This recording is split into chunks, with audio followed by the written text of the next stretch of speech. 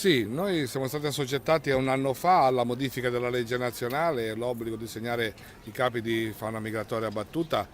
sul tesserino regionale all'atto dell'abbattimento, quello che dice la legge 157. L'anno scorso in Liguria non abbiamo applicato in via transitoria questa legge, siamo andati avanti col vecchio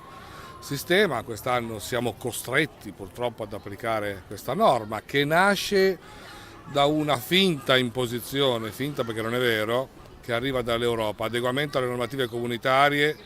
dobbiamo segnare i capi di migratorio all'atto dell'abbattimento quando negli altri paesi comunitari non hanno neanche il tesserino e vanno a caccia senza tesserino, non si dà neanche le giornate né tutto il resto. Purtroppo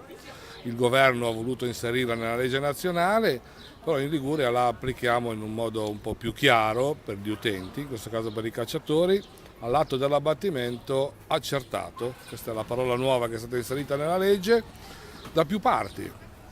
C'erano dei dubbi sul fatto che questa legge fosse impugnata e che quindi fosse messo in dubbio la parte più chiara che abbiamo voluto inserire come Regione Liguria. Non è stato così, il Consiglio dei Ministri ha deliberato la non impugnativa,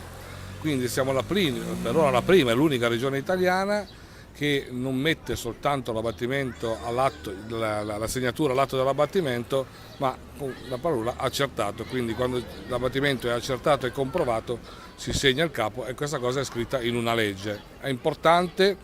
perché dà la certezza agli utenti liguri, ma consente anche alle altre regioni italiane che vorranno di adeguarsi e di sfruttare questa nuova strada che abbiamo aperto come Regione Liguria. È la prima volta che la Regione Liguria si mette all'avanguardia su questo tema, portando a casa anche dei risultati. Ricordo ad esempio le date di chiusura e i ricorsi contro i decreti ministeriali che hanno portato poi anche altre regioni italiane a poter usufruire di questo vantaggio. Oggi